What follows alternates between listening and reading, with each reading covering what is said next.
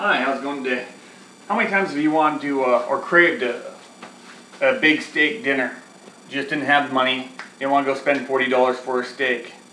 Or maybe it's cold outside, maybe you don't have the want to go out and fight the frigid air to cook in your own grill.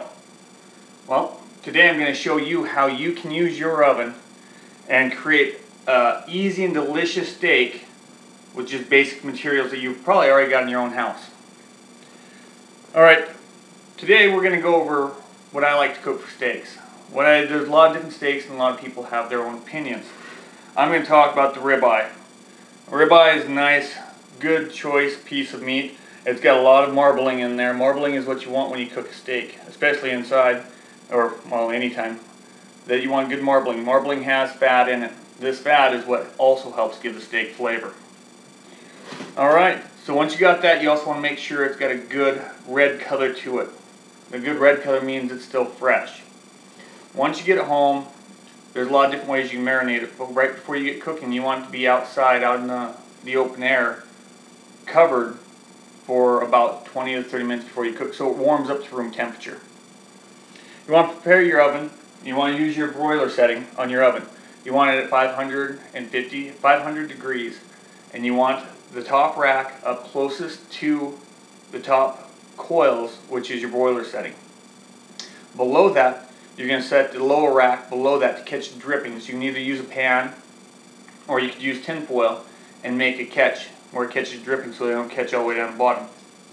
And that can be your basic setup for broiling in there. When you're broiling in the broiler, it's no different than an upside down grill, except for you're not going to have no grill marks because the heat is coming from the opposite direction.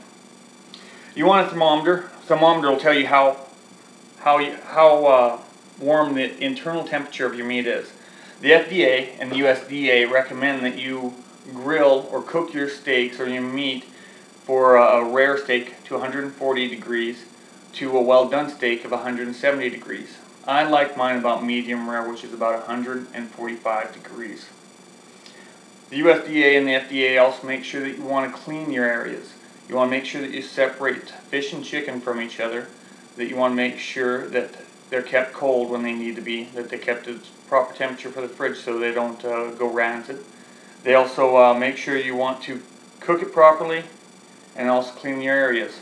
This will help prevent illnesses and spread diseases.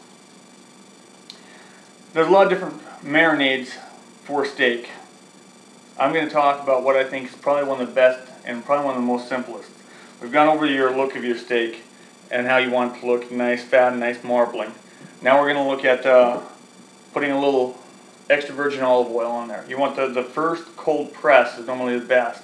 That's one of the things I like to use on there. I also like to use fresh kosher salt, or not fresh kosher, but kosher salt, and then fresh ground pepper, preferably ground right as you're doing it. What you first do is you want to get a good amount, and you want to get your pepper on there. You want to sprinkle liberally pepper and salt on there, and you want to do this to both sides.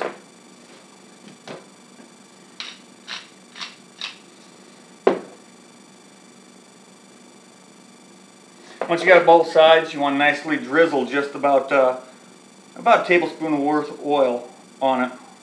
And I like to rub it in. It gives it a better, just makes it better soak in, kind of like a little meat rub, if you want to say.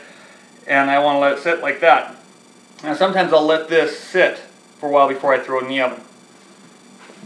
Today I don't have that luxury, so we're going to go right to it. We're going to put it in the oven. So we've let this sit for a little bit. Now we're going to throw it in the oven. Make sure you be careful not to burn yourself.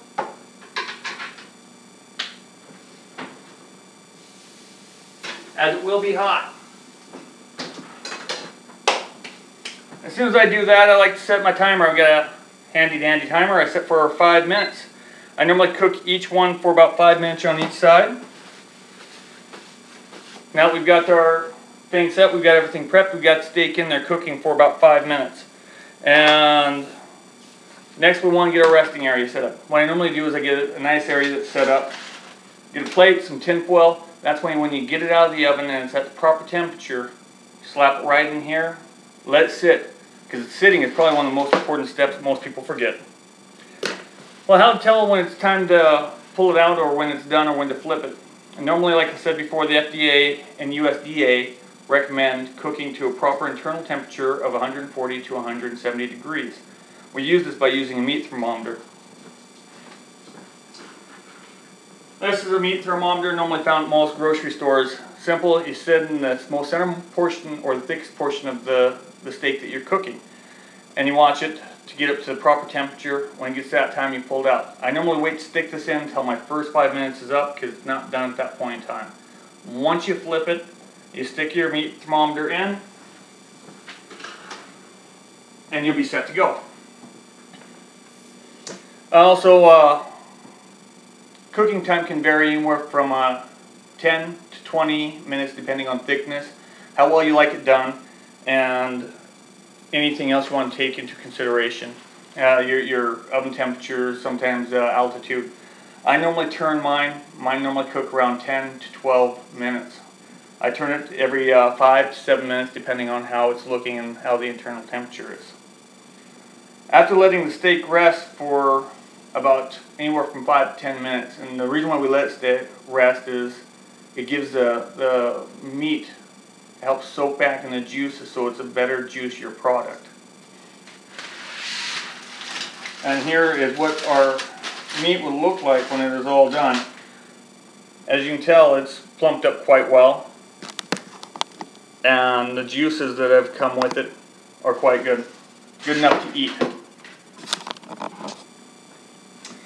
These simple steps will help you to make a great steak anytime you want. With the addition of some fresh steamed vegetables, I like asparagus, will make any dinner very elegant and very nice, and probably save you a lot of money. This simple dinner I'm creating right here, just the steaks, with some veggies, will cost you probably under $30. So next time you want to go out and have a great meal, remember, it's very simple to do here if you take your own time and follow these simple instructions, just as I've showed you how to cook it in your own oven. Thanks.